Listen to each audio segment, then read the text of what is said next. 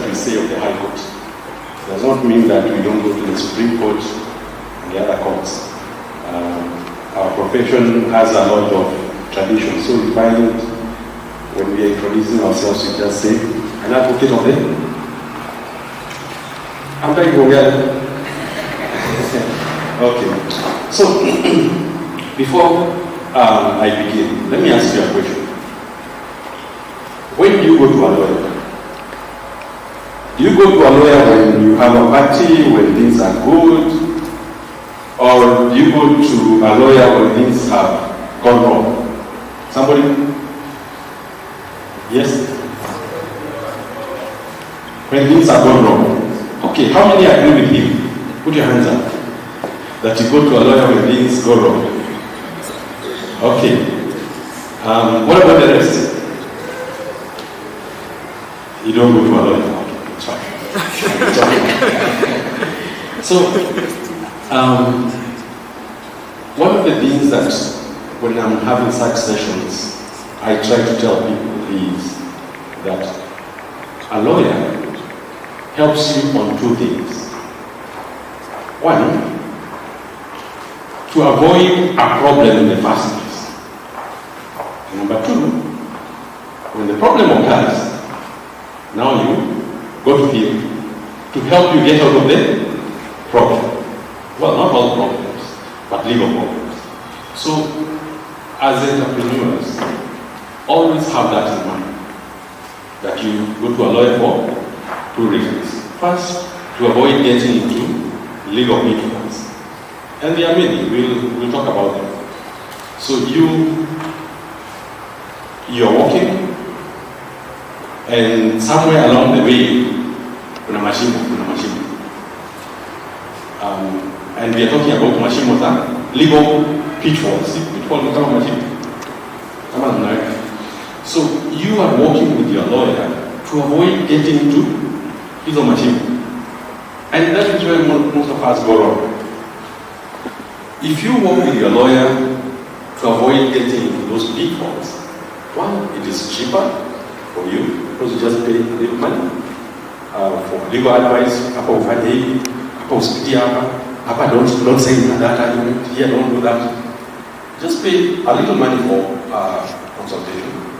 But now, if you get into a hole, because probably you never asked for legal advice, or you never followed legal advice. You know, sisi msengine tunapewa advice na tukwati. Hata sio legal, uko nyumbani unaambiwa kama wewe ni msichana unaambiwa, unasiana? Haya. Unaambiwa achana na wewe kijana. Kama kijana unaambiwa achana na wewe kijana. But unaendelea sio? So even in business, we get a lot of advice here and there. And on legal aspect, unaweza pata umetubukia kwa hiyo shida. So your lawyer again helps you to get out of that hole. Are we together? If we are together, keep quiet.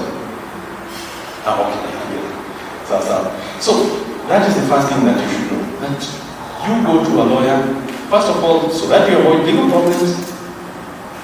And that should be the goal between you and your lawyer, that let us avoid legal problems. But if you get into those legal problems, again, your lawyer helps you to get out of them. So that is the first thing that I wanted you to know. Now, let's talk about business. In business, there are probably three things we talk about. One is how to structure your business. If you want to begin a business, do you begin as sole proprietorship? Do you begin partnership? Or do you begin company? Which other organizations do you know? There could be a chama. What else? There are cooperatives. We have societies. And when it comes to companies, because we just say company, it's usually limited liability company, and I'll explain to you what that means. So for companies, we even have two types. We have private limited companies and public limited companies. So the question, one of the second issue that I would like us to talk about is how do you structure your business? How do you register your business? What form should you have? Anybody wants to share something? Before we talk about that, what happens? Let's look at things from the legal perspective. And a lawyer looks at what can go wrong. So, what I have seen going wrong, so that we understand which kind of business to start. Let me ask you a question. If people are beginning a business, do you find friends coming together or enemies coming together to start a business? Friends or enemies? Friends, isn't it? So you find that all the time, it's friends who come and start a business together. So you find that they are starting a partnership, company, whatever. And sometimes you even find couples, even boyfriend and girlfriend. I've seen that. And one of the challenges that occurs when people are forming a business, they are excited. Hey, biashara, we make a lot of money. Tunachanga kila mtu 5,000 every month. So down the line, either someone doesn't have that money, one party doesn't have the money, or all the parties don't have that money, or some of the obligations they agree. They agree maybe to do something, whatever it is. You find one party is unable to fulfill the obligation. So what happens with the business? The challenges. Other than obligations, you find couples, husband, wife, or boyfriend and husband. I've seen this shit happen for boyfriend, girlfriend, where people come together, they're excited, you have a great future. Then, what happens to the business? Do you think it will succeed? Do you think it will succeed? It doesn't succeed. I think that's another problem that occurs because of the structuring of the business.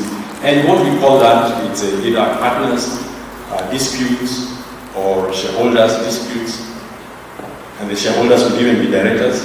So, what I advise people in the first place to do, when you are starting a business, go to a lawyer. So, you go to a lawyer to avoid problems, right? So, go to your lawyer, explain to your lawyer the vision now. We want to start a business, this is what we want to do, we are friends, we are a couple, whatever it is. Okay? So how do we get there? Don't go to a lawyer and tell the lawyer that we want to register a company. The lawyer will be happy just to click, let her press it. But have you got any legal advice? No. And every time you go to a lawyer, don't just ask for the service to be done. Some people come to me and tell me, what did you make an agreement? Okay. How much do you charge for an agreement? And usually when there's a broker anataka pesa ile chini kabisa. I tell people here not charge for agreements. I even download agreements from the internet. I give agreements for free. And it's because those agreements, you can even borrow your friend an agreement alikuwa amefanya kumwambia if you're buying something, a land parcel or whatever it is, you just copy that, isn't it? So the reason you go to a lawyer is to get legal advice, to know why we are doing this, why we are doing that. Okay? So when you're beginning a business, we've said the first thing we look at is the structure of the business. Are we going to do a cooperative? You know those circles? Are we going to do... So you should discuss with your lawyer what you want to achieve, the vision, your vision, and then he'll advise you that from a legal perspective, this is the best organization to have. Then, on the issue of partners, disputes, there's something we call a shareholders agreement, or if it's a partnership, we call it a partnership deed. This is the one that has details of what are your responsibilities, What about the other person? What are their duties? What are their rights? And what happens if the person doesn't fulfill their responsibility? Okay?